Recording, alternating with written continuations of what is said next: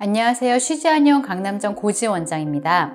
유산 후에 임신 상태가 이제 완전히 종결되고 나서 한약을 먹겠다. 이제 생리가 끝나고 난 다음에 한방 치료하려고 라고 계획하는 분들이 있는데요. 사실 그러면은 유산 후 치료를 해야 되는 골든타임을 놓치게 되는 부분입니다. 유산 후에 회복을 위해서 가장 중요한 시기는 유산 발생 후로부터 시작해서 4주에서 6주 정도 이내에 해당하는 그 기간입니다. 한약 복용을 바로 하지 못하는 상황의 경우에는 침치료나 약침치료, 자궁신부치료 등 원내 와서 치료하는 부분을 먼저 진행하면서 몸의 회복을 도와줄 수가 있습니다. 그래서 한약 복용 시기보다는 치료 시기가 먼저 시작될 수 있다라고 알고 계시고, 시험관 유산 종류별로 한약 복용의 시기가 다른데 이제 그 중에 화학적 유산을 먼저 설명드리도록 하겠습니다.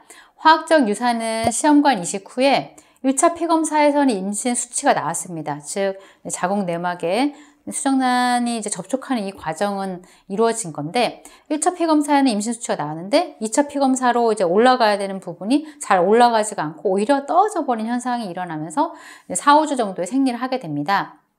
그러니까 화학적 유산 시에 이제 한약 복용의 시기는 생리가 완전히 다 종료되고, 그러니까 화학적 유산 출혈이 다 종료되고 임신 호르몬 수치가 0으로 완전히 떨어지면 한약 복용을 시작할 수가 있는데, 침치료나 약침치료 등의 원내 치료는 그 전에 먼저 시작을 하게 됩니다.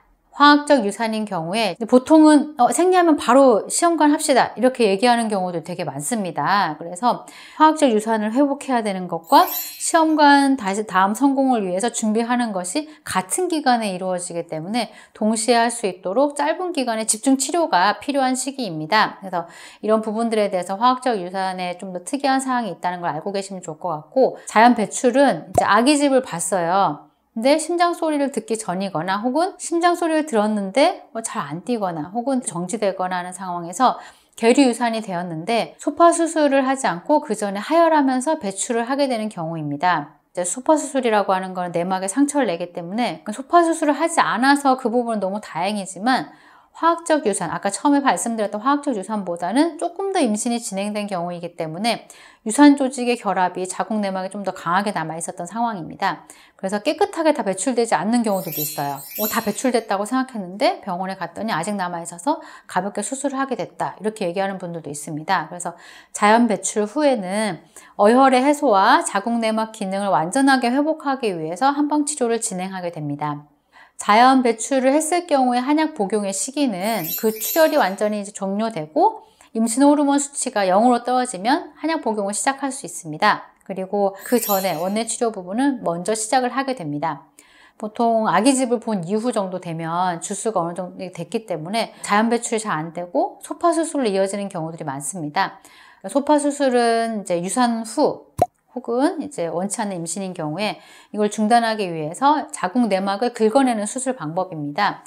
자궁 내막은 이제 두 가지 층으로 되어 있습니다. 아래에 있는 기저층, 위에 있는 기능층. 우리가 한 달에 한 번씩 두터워지고 배출하고 두터워지고 배출하고, 그리고 임신도 하는 그 층은 기능층입니다. 위에 있는 기능층. 수술을 할 때 기능층만 제거를 해주면 되는데, 사실은 유산 조직이 조금이라도 남아있으면 문제가 생기기 때문에 조금 더 오버해서 긁어낼 수밖에 없는 상황에 처하게 됩니다.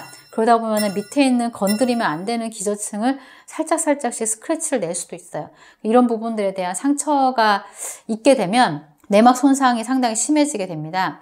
기저층이 손상을 입게 되면은 내막 증식하는 기능에 대해서 영향을 주기 때문에 내막 증식이 제대로 이루어지지 않아서 내막이 얇아지거나, 그럼 이로 인해서 생리를 예전에는 7일간 했었는데 이제 이틀이면 끝나요, 이렇게 급격하게 생리량이 감소되는 양상들을 볼 수 있습니다. 이런 부분들은 난임의 굉장히 중요한 원인으로 작용할 수 있기 때문에 치료가 필요한 부분입니다. 소파 수술 후에 한약 복용 시기는 수술 후 양약 복용하는 기간이 딱 끝나면 이제 시작을 하게 됩니다.